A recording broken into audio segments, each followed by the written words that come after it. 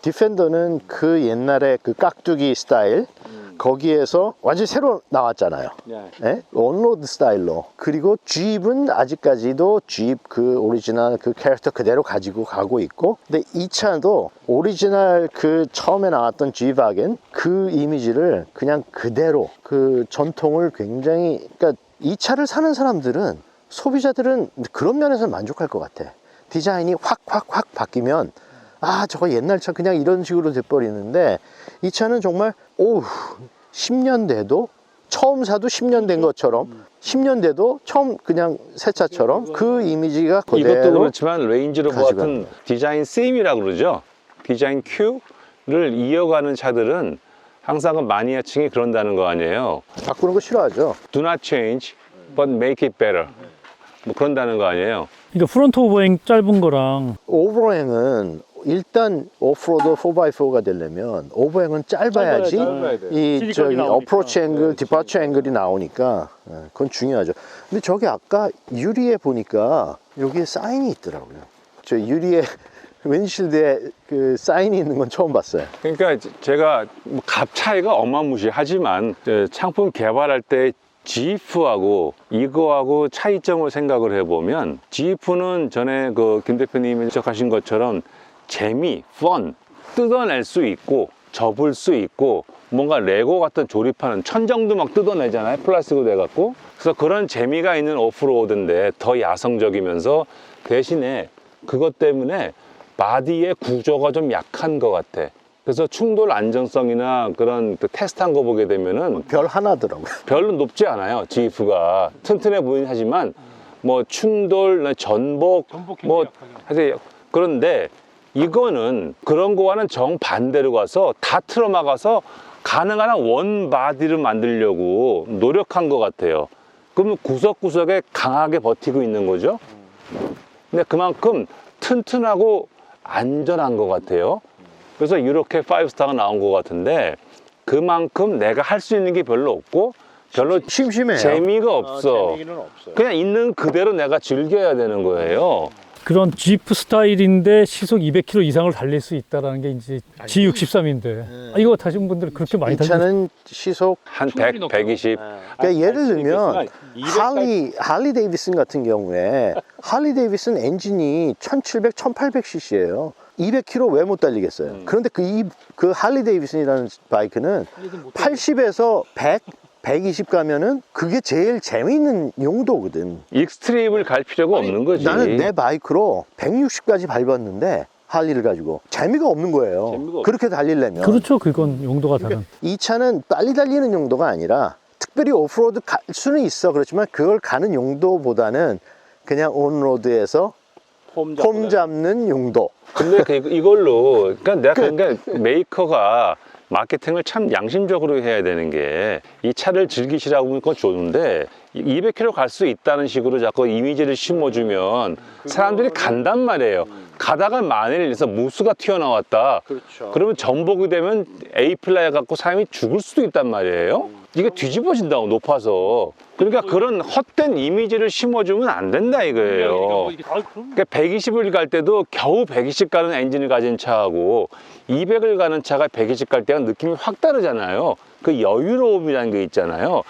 중저속의 여유로움을 느끼라고 큰 엔진과 이런 걸 박아놨다고 생각을 해야 되는 거지, 내가 익스트림에 갈 수 있다고 가보자고, 그건 굉장히 위험한 거잖아요.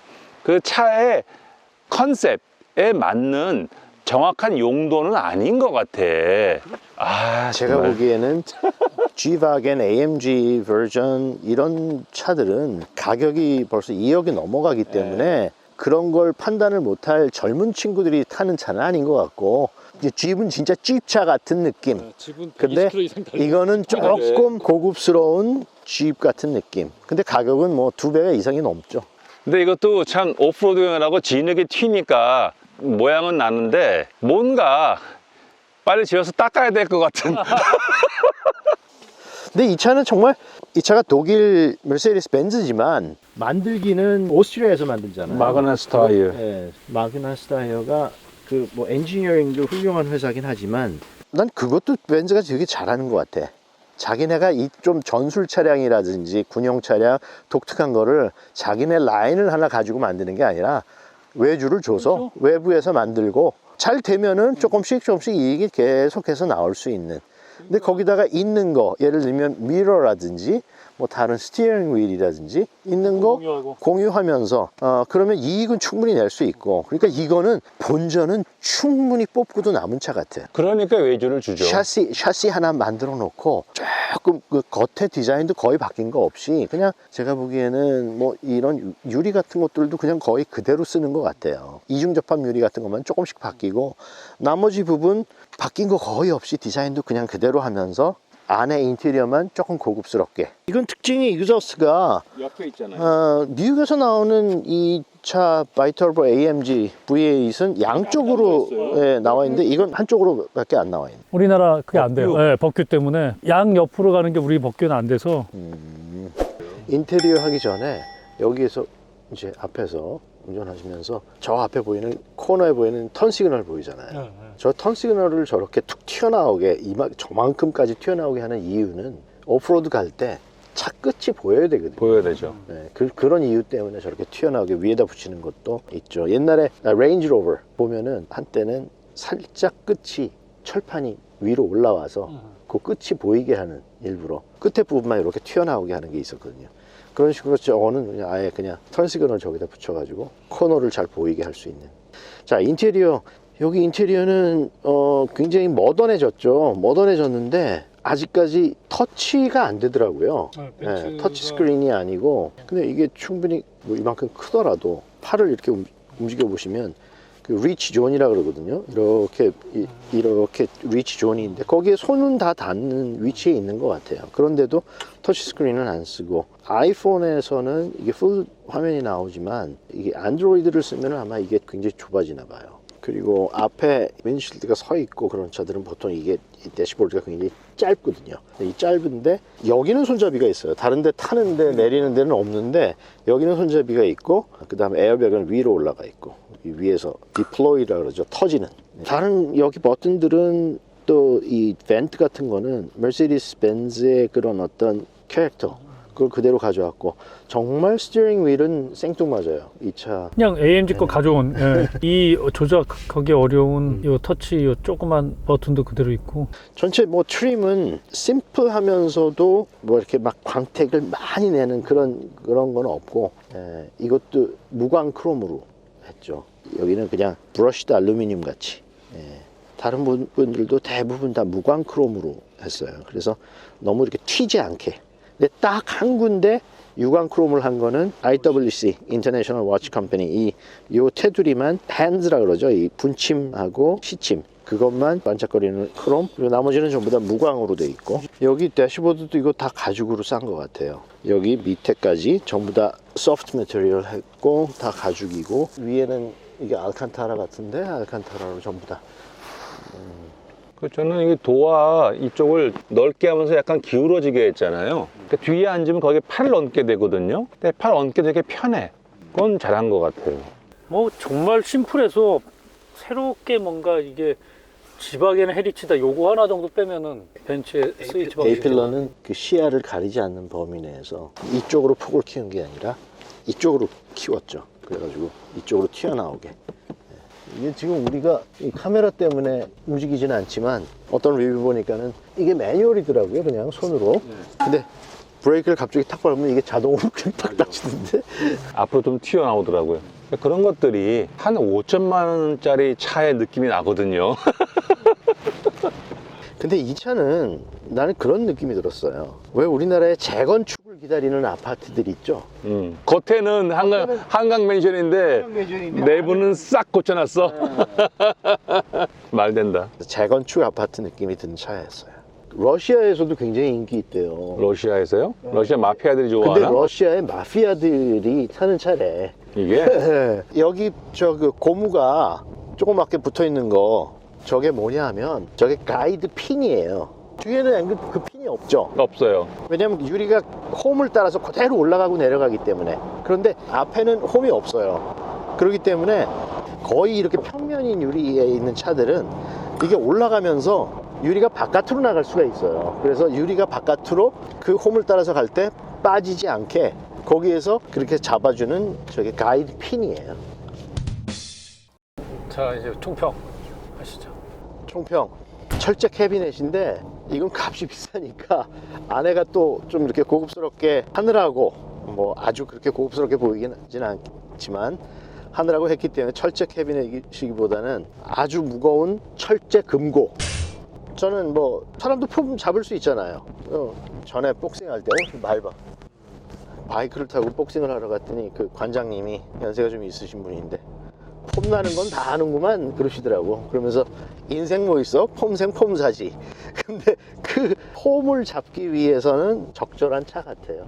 배지가 일단 비싸 보이는 배지잖아요. 그래서 끝. 하차감 때문에 타는데 내 차가 아니고 다른 사람 차를 잘 빌려 타면 정말 종종 타고 싶은 차. 이유가 뒤를 딱 정화해줘요. 이 배기음 때문에. 이 서라운드 배기음을 정말 잊을 수 없는. 바이크를 BMW를 타가지고 그걸 못 느끼는 거야. 하리를 타면 느낄 수 있는 아유, 거야. 저는 할리는 너무 많이 타봤지만 이 배기음은 잊을 수 없는. 그래서 또 빌려서 타고 싶은 차. 근데 내 차라고 생각하면 너무 머리가 너무 많이 아플 것 같아. 나름대로 내 차만 아니라면 너무 매력 있는 차인 것 같아. 끝!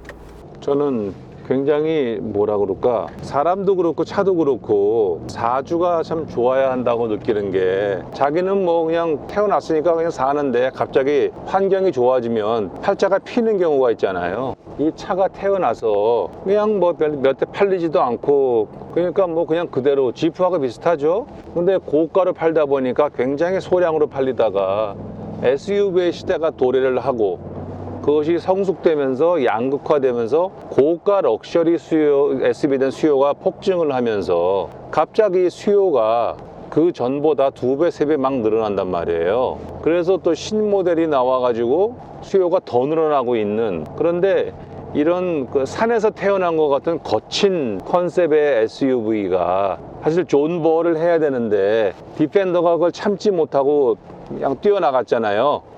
굴 속에서 쑥과 마늘을 먹으면서 버텨야 되는데 호랑이가 튀어나간 것처럼, 그냥 웅녀 같아. 버티다 보니까 100일 동안 이제 운이 좋아져 갖고 이 커져가는 이 고수익 시장에 이 차밖에 없어. 그러니까 웅녀의 시대가 온 것 같아요.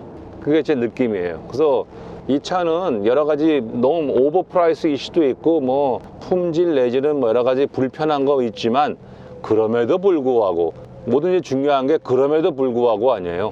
그럼에도 불구하고 커져가는 이 마초 스타일의 고가 SUV 시장의 유일한 존재로서 참 전도가 유망하다. 이제 웅녀는 팔자가 폈다. 그런 생각이 드네요. 총평을 두 마디로 하라 그랬는데 되게 인문학적으로 하지 않았어요? 그렇게 얘기를 했음에도 그럼에도 불구하고 또 이렇게 길게 하셨어. 저 지프는 사이드가 저렇게 네모하게 심플하게 되어 있잖아요. 저게 SUV 같잖아. 그러니까 마초 스타일에. 이건 아니야. 아까 총평에 하나를 더 애드하면, 아까 얘기 잠깐 했지만 한강 맨션 같은 차, 이촌동 한강 맨션 같은 차, 재건축이 필요한, 겉은 오래됐지만 안은 잘 꾸며놓은 아주 오래된 것 같은. 끝. 한강 맨션에 계신 분들이 들으면 기분 안 좋겠는데. 아 왜요? 왜 내 집을 겉모양이 아니, 이상하다고 우리 저기 그래요? 친척분들 살고 계시는데. 근데 우리가 자꾸 이제 이거를 누가 살까 생각을 하지만, 어느 정도 다 여유가 있는 사람들은 금전적으로, 정신적으로, 시간적으로 뭐 자기가 좋아하는 거 한두 개만 추구하는 경우도 많잖아요. 그렇죠. 그래서 제가 한번 말씀드렸나? 옛날에 그 김선영 회장님이 일본에 가면, 일본에 높은 사람들은 다 센츄리를 타는데, 센츄리가 구형 차를 갖다가 철제 범퍼에 왜 타느냐 물어보면 담배 좋아하는 사람들이 많아가지고, 요새 나온 차들은 담배 재떨이가 조그마한데 차 도와 손잡이 붙어갖고, 이거는 앞시트 뒤쪽에 넓적하게 떡 나온다는 거예요. 그래서 널찍한 그 재떨이에 담배를 탁 피는 그 기분이 좋다는 거야. 그래서 센츄리를 탄다고. 그 생각이 약간 났어요. 그래서 와인도 그렇잖아요. 10,000원짜리 와인하고 10만원짜리 와인하고 100만원짜리 와인하고 정말 10배, 100배의 향기와 맛의 차이가 나느냐? 절대 그렇지 않거든요. 근데 약간의 차이가 있긴 있어. 그 약간의 차이 때문에 내가 돈을 10배, 100배 내겠다는 사람들이 있거든. 도에 들더라도 어떤 독특한 순간, 독특한 경험을 해보고 싶다는 그거는 굉장히 주관적인 가치라서 거기에 값을 매기기가 좀 어렵잖아요. 자본주의의 논리로. 그래서 이 차를 뭐 다른 차랑 비교해서 좋다 나쁘다 이거 불편하다 그러니까 이거 살 차가 못 된다라는 얘기가 아니라 충분히 이거를 사는 사람들은 그 어떤 매력을 느끼기 때문에 사는데 그 매력이 있긴 있어요. 충분히 이 차에. 그 자본주의 사회에서 기업들에게 적정 마진이라는 말이 있는지는 모르겠으나 적정 마진을 붙인다 그러면 차값이 이렇게 비쌀 수는 없어요. 맞아요. 내가 생각해도 그래.